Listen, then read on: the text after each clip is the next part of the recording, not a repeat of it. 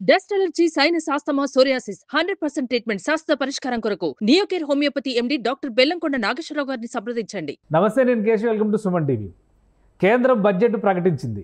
Interim budget కంటే full fledged బడ్జెట్లో ఆంధ్రప్రదేశ్కి వరాల జల్లు కురిపించింది అనేది చర్చ. ప్రధానంగా ప్రస్తుతం ఆంధ్రప్రదేశ్ ఉన్నటువంటి ఆర్థికపరమైనటువంటి సమస్యలు, అభివృద్ధి లేమికి పరిష్కారంగా కేంద్రం రిలీజ్ చేయబోతున్నటువంటి ఈ బడ్జెట్లో ఎక్కువ వరాలు ఉన్నాయనేది అందరి అభిప్రాయం. అలానే ఏ విధంగా ఏపీకి ఇది లబ్ధి చేకూర్చబోతుంది, ముఖ్యంగా రాజధాని నిర్మాణం కానీ పోలవరం నిర్మాణం కానీ ముందుకు సాగాలంటే కేంద్ర బడ్జెట్ ఎంతవరకు ఊతమిస్తుంది, ఈ అంశాలపైన విశ్లేషణ చూద్దాం. మనతో పాటు లైవ్లో ఉన్నారు Suman TV business editor Anil Singh గారు. అనిల్ సింగ్ గారు, నమస్కారం. నమస్కారం అండి. ఎలా ఉంది ఆంధ్రప్రదేశ్కి సంబంధించినంతవరకు? ఆ పాయింట్ ఆఫ్ వ్యూలో చూస్తే బాగా మంచి సపోర్ట్ దొరికింది కేంద్రం నుంచి అనేటువంటి చర్చ నడుస్తుంది. గతంలో మనం కూడా ఒక వీడియో చేసాం. ఏపీ రివైవ్ కావాలంటే వైట్ పేపర్స్ని బేస్ చేసుకొని ప్రస్తుతం ఉన్నటువంటి ఫైనాన్షియల్ పొజిషన్ని బట్టి కేంద్రం ఎంతవరకు ఆదుకోగలదు అనేటువంటి అంశం పైన చర్చించాం. సో ఇప్పుడు బడ్జెట్ అనౌన్స్ చేసిన తర్వాత ఏపీకి ఉపశమనం ఇచ్చే విధంగా ఉందా, ఊపిరి పోసే విధంగా ఉందా? అతి ముఖ్యమైన విషయం ఫస్ట్ నేను చెప్పాల్సింది ఏంటంటే, first of all hearty congrats to all AP residents అండి. ఎస్పెషల్లీ ఎందుకంటే ఇది ఫ్రీడమ్ వచ్చి మన భారతదేశానికి 75 ఏళ్ళ తర్వాత ఈరోజు ఫైనాన్షియల్ ఫ్రీడమ్ మన ఆంధ్ర రాష్ట్రానికి, ఏపీ రాష్ట్రానికి వచ్చిందని చెప్తాను. ఫైనాన్షియల్ ఫ్రీడమ్ ఎందుకు చెప్తున్నానంటే, చాలా కష్టాలు పడ్డారు. ఇన్ఫాక్ట్ 2014లో ఎప్పుడైతే స్పెషల్ స్టేటస్ గురించి మాట్లాడారు, లేదంటే ఫైనాన్షియల్ సపోర్ట్ సిస్టమ్ గురించి కేంద్ర ప్రభుత్వం మాట ఇచ్చింది పార్లమెంట్ లో, అప్పటి నుంచి ఇప్పటిదాకా ఎదురు చూసి కళ్ళు కాయలు కాల్చాయి. సో నిజంగా చెప్పాలి అంటే ఈ రోజు ఒక కళ నిజమైంది. చాలా సంవత్సరాల నుంచి ఎదురు చూస్తున్న 10 సంవత్సరాలు పట్టింది, నిజంగా ఒక డికేడ్ పట్టింది ఒక కేంద్ర ప్రభుత్వం నుంచి చాలా ఇంపార్టెంట్ సహాయము, అది కూడా ఫైనాన్షియల్ ప్యాకేజ్ ప్లస్ ఈ కరెంట్ ఫైనాన్షియల్ ఇయర్ లోనే అది ఇస్తామని చెప్పేసి కూడా కేంద్ర ఫైనాన్స్ మినిస్టర్ గారు ఈ రోజు పార్లమెంట్ లో చెప్పడం కూడా జరిగింది. అండ్ చాలా సీరియస్ కమిట్మెంట్ తో చెప్పడం జరిగింది కూడా. అంటే మాట వరస కోసం చాలా గవర్నమెంట్స్ చెప్పాయి, చేస్తాము ఇస్తాము అనేసి 10 ఏళ్ళు గడిచిపోయి ఆ మాట చెప్పేసి, అని నిజంగా ఇచ్చే రీతిలో మాట్లాడేసేసి ఆ కళని నిజం చేయాలని చెప్పేసి ఆ కేంద్ర ప్రభుత్వం ఏదైతే ఆ కంపాషన్ అనేది, ఎందుకంటే ఇప్పుడు ఇంట్లో తండ్రి ఉంటారో తల్లి ఉంటుంది, ఎలాగైతే పిల్లల్ని చూసుకోవాలో ఎగ్జాక్ట్లీ అదే పద్ధతిలో చూసుకుంటే ఇవాళ ఒక సపోర్ట్ కావాల్సింది ఒక రాష్ట్రానికి 28 రాష్ట్రాల్లో ఉన్న ఏపీ రాష్ట్రంలో.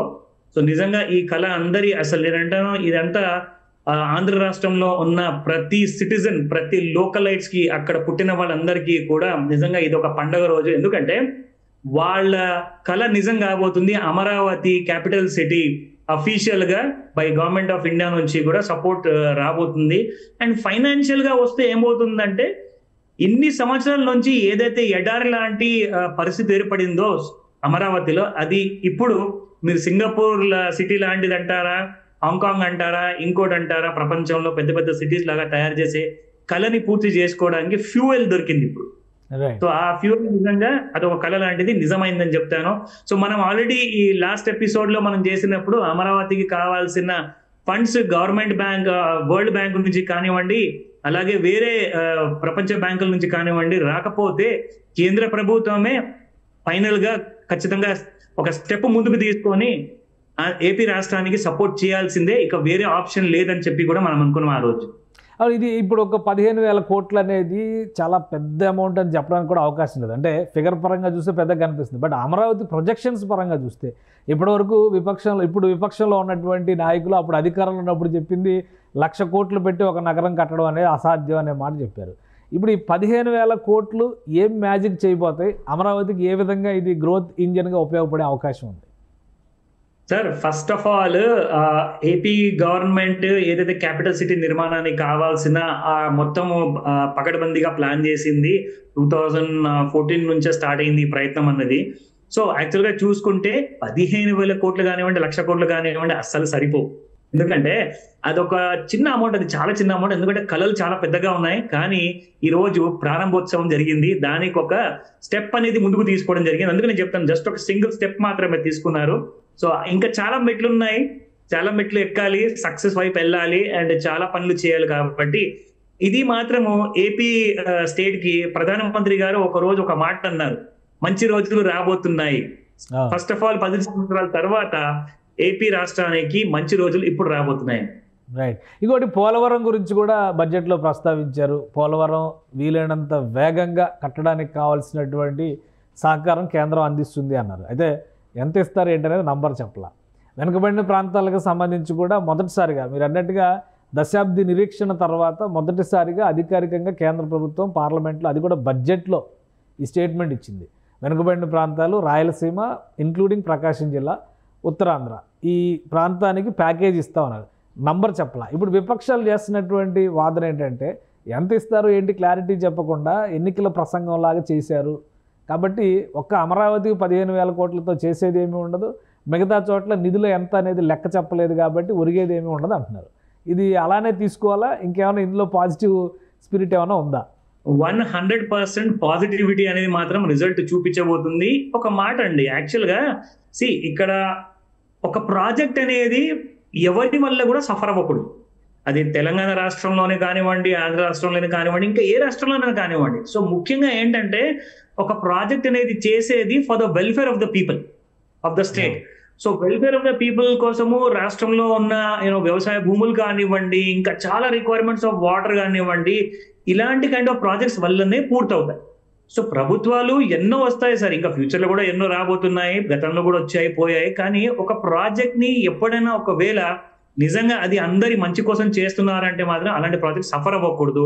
అండ్ కేంద్ర ప్రభుత్వం ఈ విషయంలో ఈ రోజు పార్లమెంట్ లో స్టేటస్ ఇవ్వడం ఆర్ స్టేట్మెంట్ ఇవ్వడము, ఒక క్లారిటీ అంటూ ఇవ్వడము, దీనికి ఇక్కడ నుంచి చాలా స్ట్రాంగ్ గా సపోర్ట్ అనేది ఉండబోతుంది, పోలవరం ప్రాజెక్ట్ అనేది క్లియర్ కాబోతుంది అన్న స్టేట్మెంట్స్ అన్ని పాజిటివిటీ వైపే మనకు దారితీస్తుంది. సో కాబట్టి ఇది నిజంగా పోలవరము ఈ సంవత్సరంలో కాకుండా రాబోయే 4 సంవత్సరాల్లో 5 సంవత్సరాల్లో ఒకవేళ ఇనాగరేషన్ అనేది అయ్యింది, అక్కడి నుంచి నీళ్ళు అనేది అందరికీ ఉపయోగంలోకి వచ్చిందంటే మాత్రం అది చాలా పెద్ద కళ నిజం కాబోతున్నట్టుగా. అండ్ అందరికీ కూడా దీనివల్ల ఏమవుతుందంటే కమర్షియల్ గా వయబిలిటీ విధంగా చూసుకుంటే, ఫైనాన్స్ విధంగా చూసుకుంటే, డబ్బు పెట్టినందుకు కరెక్ట్ గా వచ్చే లాభం ప్రజలకు ఏదైతే ఉంటుందో అది మాత్రం వెయిట్ చేసి చూడాలి సార్. ఎందుకంటే పోలవరం ప్రాజెక్ట్ ఒకసారి నిజంగానే ఒకవేళ పబ్లిక్ కి మంచి చేస్తుందంటే అలాంటి ప్రాజెక్ట్ ని ఖచ్చితంగా ఫాస్ట్ గా చేయాలి.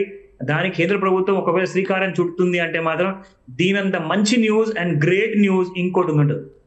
రైట్. ఇంకొకటి ఆంధ్రప్రదేశ్కి సంబంధించి ఇండస్ట్రియల్ కారిడార్స్ గురించి ప్రతిసారి బడ్జెట్లో ప్రభుత్వం మాట్లాడుతున్నటువంటి పరిస్థితి ఉంది. ఈసారి 2 ఇండస్ట్రియల్ కారిడార్స్ విషయంలో ముఖ్యంగా కొప్పర్తి నడువ ఒకటి, కొప్పర్తి నోడ్ ఒకటి, అలానే ఇటు ఓరవకల్ నోడ్, ఈ రెండు, ఒకటి బెంగళూరు హైదరాబాద్ కారిడార్లో ఉండేది, ఇంకోటి విశాఖ చెన్నై కారిడార్లో ఉండేది. వీటితో పాటు పూర్వోదయ అనే ఒక పథకం గురించి మాట్లాడింది. దానిలో ఆంధ్రప్రదేశ్ను కూడా కేంద్రం చేర్చింది. ఈ ఇన్ఫ్రాస్ట్రక్చర్ డెవలప్మెంట్ విషయంలో కానీ, ఇండస్ట్రియలైజేషన్ విషయంలో కానీ కేంద్రం బడ్జెట్లో చెప్పినటువంటి మాటలు రియాలిటీలోకి వస్తే ఏం జరుగుతుంది?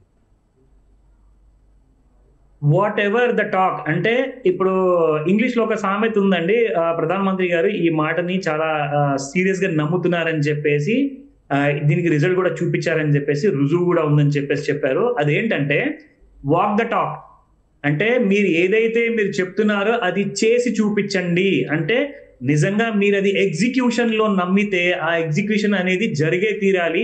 ఇందాక నేను అన్నట్టుగా 4 సంవత్సరాల్లో పూర్తయ్యే పని కాస్త ఇంకా త్వరగా పూర్తవుతుందా అనే కళ మన దేశ ప్రధానమంత్రిలోకి ఇంతకు ముందు కూడా ఉండే, చాలా ప్రాజెక్టులు కంప్లీట్ చేశారు. ఇప్పుడున్న ప్రధానమంత్రి కూడా అదే కళ ఉంది. ఎందుకంటే ఆయన హయాంలో ఇవన్నీ జరిగి, మంచి పనులు జరిగి, ప్రజలకు కనీసం ఒక బెనిఫిట్ వచ్చింది అనుకోండి, దీని వల్ల ఇంకొక వేరే ఆన్సర్ అనేది ఉండదు.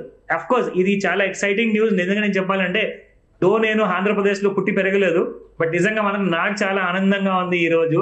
ఎందుకంటే ఇలాంటి ప్రాజెక్ట్స్ గురించి కానివ్వండి, మీరు చెప్పిన ఇప్పటిదాకా బెంగళూరు హైవే దగ్గర కానివ్వండి, ఇలాంటి ప్రాజెక్ట్స్ కి ఇది జస్ట్ తొలి మెట్టు మాత్రమే ఇవాటి నుంచి. ఎందుకంటే ఒక స్టేట్ లో జరగబోయే ఎస్ఈజెడ్ కానివ్వండి, ఒక స్టేట్ లో జరగబోయే ల్యాండ్స్ ఏదైతే ఫ్యాక్టరీస్ కి ఇవ్వడానికి అంగీకరిస్తున్నారో అవన్నీ కూడా రికగ్నైజ్ చేసేసి కేంద్ర ప్రభుత్వంలో డైరెక్ట్ గా యూనియన్ ఫైనాన్స్ మినిస్టర్ గారి స్టేట్మెంట్ ఇచ్చారంటే ఇది చాలా పెద్ద మాట.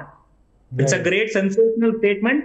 కానీ దీన్ని నిజం చేయడానికి అతి త్వరలో రాష్ట్ర ప్రభుత్వానికి కానివ్వండి, కేంద్ర ప్రభుత్వానికి కానివ్వండి, డెఫినెట్ గా నేను రిక్వెస్ట్ చేస్తాను, it has to be done at lightning speed అనమాట. సో దట్ రిజల్ట్ అనేది కనపడితే ఏమవుతుందంటే ఇప్పటిదాకా చెప్పిన మాటలు అన్నిటికీ కూడా సపోర్ట్ అనేది ఉంటుంది, జనాలు నమ్ముతారు.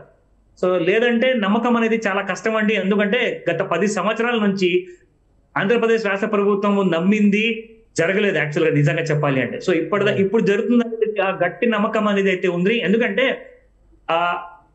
There is nothing else but ప్రపంచంలో hope is the only thing అనమాట.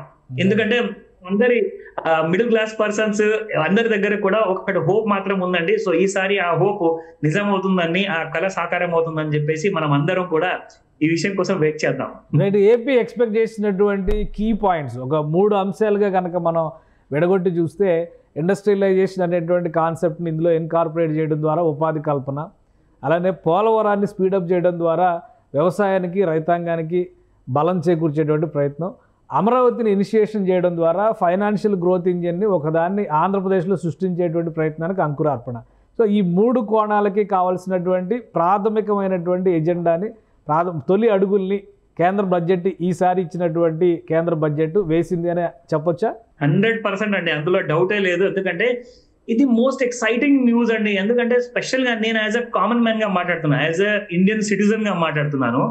యాజ్ అన్ ఇండియన్ సిటిజన్ గా ఏదైనా మంచి సొసైటీ కోసం, స్టేట్ కోసం, అందరి కోసం జరిగితే ఎవ్రీబడి విల్ ఫీల్ హ్యాపీ. అందరికీ కూడా అదొక సంతోషకరమైన వార్త. అండ్ ఇది జస్ట్ నేను చెప్తున్నాను కదా, ఇది ఒక మెట్టు మాత్రమే. ఎందుకంటే ఒకవేళ నిజంగా ఇచ్చేదే ఉంటే పార్లమెంట్ లో గత ప్రభుత్వంలో గతసారి ఏదైతే అప్పుడు మాట్లాడారో అప్పుడే ఈ ఎగ్జిక్యూషన్ అనేది జరిగేది. కానీ ఇప్పుడు దానికి రైట్ టైం వచ్చింది. ఒక రైట్ పార్ట్నర్ అనేది ఒక రాష్ట్రంలో నుంచి వచ్చిన ఒక కొత్త ప్రభుత్వంలో కేంద్ర ప్రభుత్వానికి ఒక సరైన పార్ట్నర్ అనే వాళ్ళు కనిపించారు. సో కాబట్టి ఈ పార్ట్నర్షిప్ చాలా ఫలిస్తుంది అనే నమ్మకంతోనే అందరం ఉన్నాము, ఇంక్లూడింగ్ ఏపీ ప్రజలందరూ కూడా కలుపుకుంటే. ఇన్ఫాక్ట్ భారతదేశం అందరూ కూడా కలిసేసింది. భారతదేశంలో అందరూ కూడా ఏపీ రాష్ట్రంతో ఏకీభవిస్తారు ఈ మాటకి. సో అందరూ కూడా ఈ కళల్ని నిజమవుతూ చూడాలి. ఇది నా పర్సనల్ కోరిక కూడా. Right. Thank you Anil Singh గారు, మీ అభిప్రాయాలు తెలియజేసినందుకు. ఇది కేంద్ర ప్రభుత్వం తీసుకున్నటువంటి నిర్ణయాలు, బడ్జెట్లో చెప్పినటువంటి ప్రకటనలు గతంతో పోలిస్తే ఇప్పుడు 10 ఏళ్ల అనుభవం తర్వాత ప్రధానమంత్రి హోదాలో మోడీ తీసుకుంటున్నటువంటి ఒక ఇనిషియేటివ్గా, అలానే ఆంధ్రప్రదేశ్లో ఏర్పడినటువంటి కొత్త కూటమి ప్రభుత్వ భాగస్వామ్యం అనేది ఒక సక్సెస్ఫుల్ పార్ట్నర్షిప్గా మారబోతుంది. ఆంధ్రప్రదేశ్ సమస్యలకు సంబంధించి 3 అంశాలను దృష్టిలో పెట్టుకోవడం ద్వారా ఒక వ్యూహాత్మకమైనటువంటి పరిష్కారాన్ని కేంద్రం ఈ బడ్జెట్లో ఇచ్చింది. ఇది అమల్లోకి వస్తే ఖచ్చితంగా ఆంధ్రప్రదేశ్ సౌత్లో మంచి రాష్ట్రంగా ఎదుగుతుంది, ఆర్థికంగా బలమైనటువంటి రాష్ట్రంగా ఎదగడానికి అవకాశాలు ఏర్పడతాయని అనిల్ సింగ్ గారు విశ్లేషిస్తున్నారు. ఇది special discussion. Keep watching. Suman టీవీలో మీ పర్సనల్ అండ్ బిజినెస్ ప్రమోషన్స్ కోసం కింది నెంబర్కి కాంటాక్ట్ చేయండి.